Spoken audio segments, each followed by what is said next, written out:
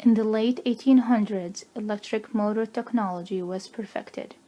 The street railway industry immediately seized upon this new source of power as a way to solve the many problems associated with the operating horse cars.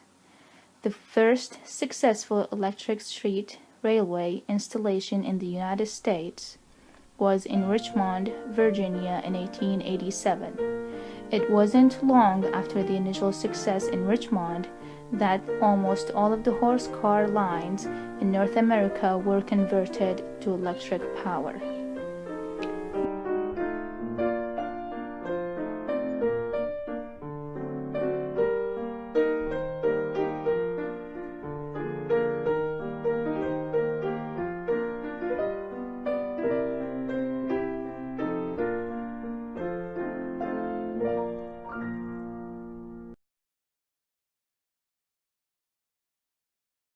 In 1891, Morrison signed a contract with the American Battery Company operated by Harold Sturgis to manufacture and promote the Morrison battery. Sturgis furnished one of the Morrison electric cars and demonstrated the merits of the vehicle and its storage battery. In 1893, Sturgis exhibited his Morrison at the Columbian World's Fair in Chicago. 2 years later, Sturgis entered a modified Morrison in the Chicago's first automobile race. William Morrison became a very wealthy man from his inventions. He is credited with over 20 patents for devices connected with electric storage batteries. Morrison tested his electric vehicle but never kept one for himself, nor did he purchase any other American automobile.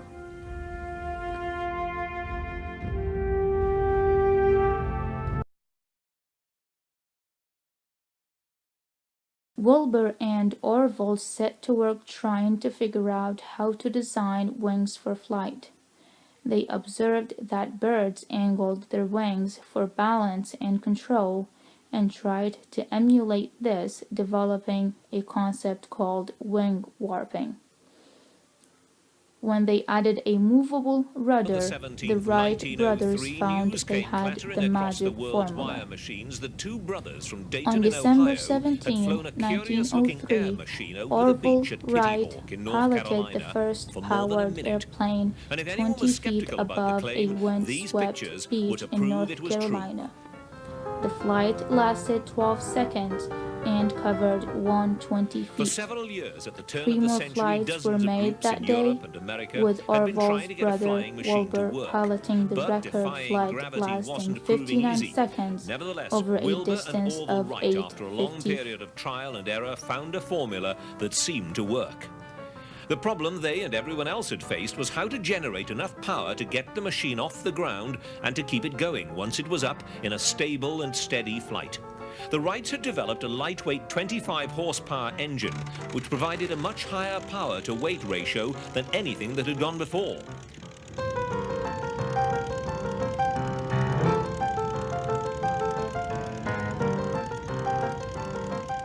With this and a little help on the launch site from a heavy lead weight, they were airborne and away.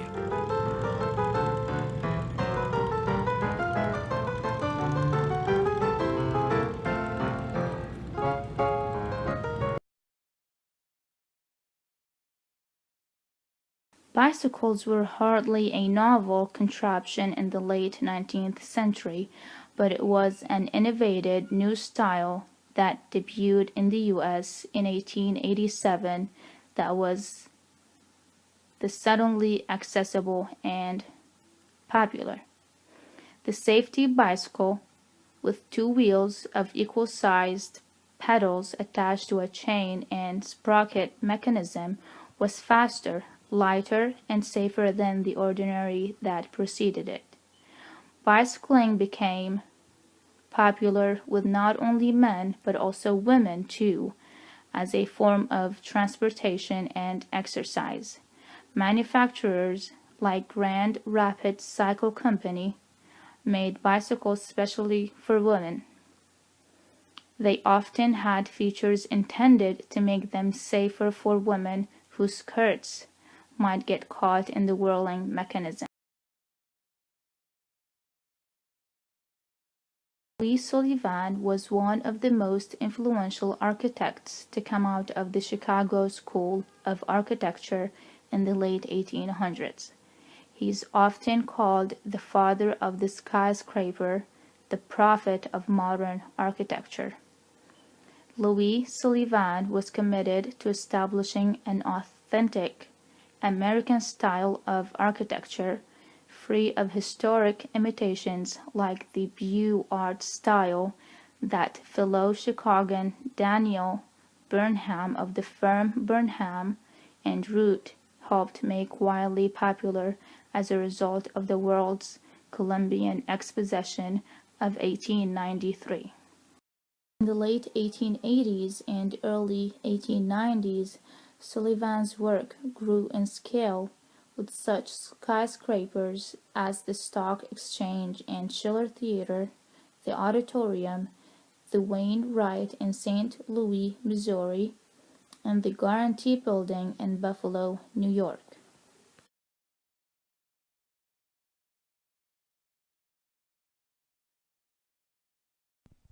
George Eastman was a self-motivated inventor, entrepreneur, and philanthropist who revolutionized the photography and film industries.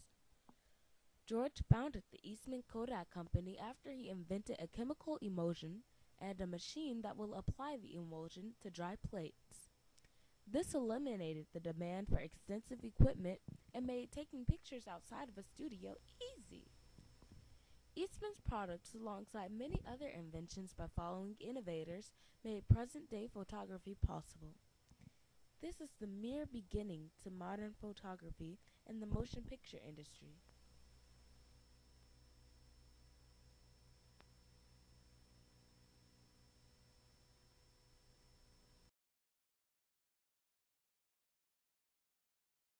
Born in April 26, 1822 in Hartford, Connecticut, Frederick Law Olmsted was a landscape architect before the profession was founded.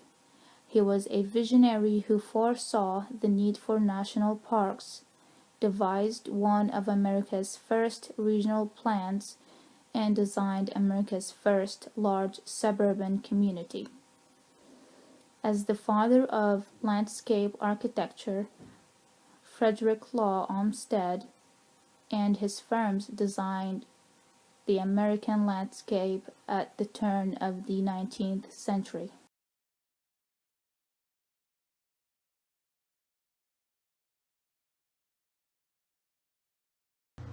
Baseball began in Manhattan in the mid-1840s.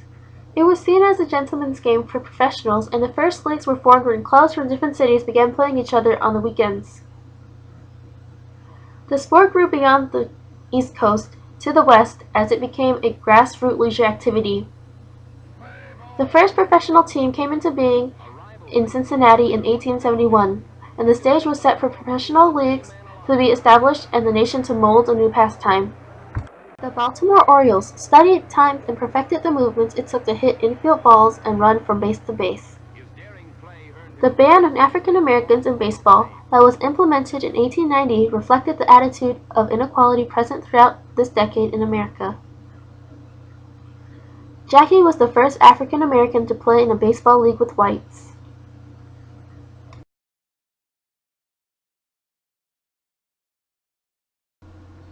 One of the most popular forms of entertainment during the Gilded Age was theater, particularly vaudeville, which was a type of variety theater prominent in the late 19th century America. Benjamin Franklin Keith, the father of American vaudeville, spent his earlier years working in traveling shows and circuses, before establishing his own Museum of Oddities in 1883. His success allowed him to finance the building of his own theater.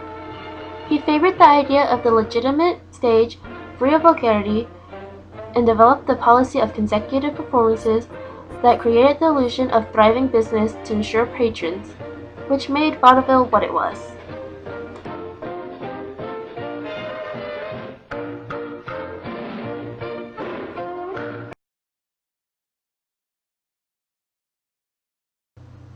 Traveling entertainment was also extremely popular during this period. Edison invented the phonograph, a record player that was unable to match sounds with pictures.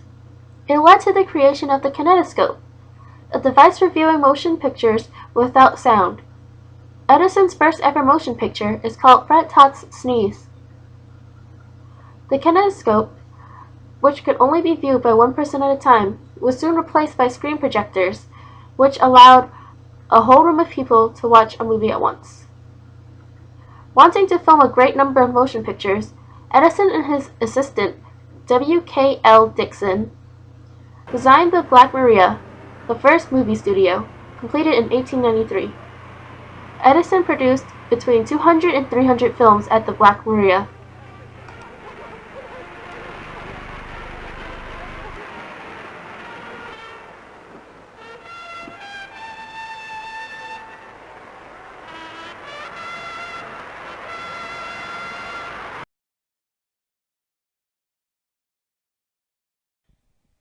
With urbanization, the average American woman's lifestyle began to include evenings out with their husbands.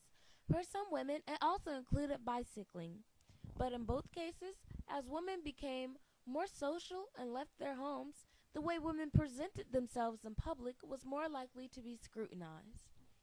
As a result, women have Now, acquired another more topic in this presentable fascinating attire in business society of around looking them. backward. A proper stance between having class and status, or No atom demonstrating splitting, etiquette and no radar, propriety. no jet planes, Many women V1s found or this a weak V2s. form in drawers, And no coupons and no ration books. shifts, And corsets were corsets and not girdles. petticoats, Straight-laced and tight-laced. dresses, These were the gloves, catchwords of the stockings, times. shoes. Here from Britain's most comprehensive She may usury also library, carry or wear shots a from when parasol, oomph a fan, was called or gaiters, deportment. which are shoe covers.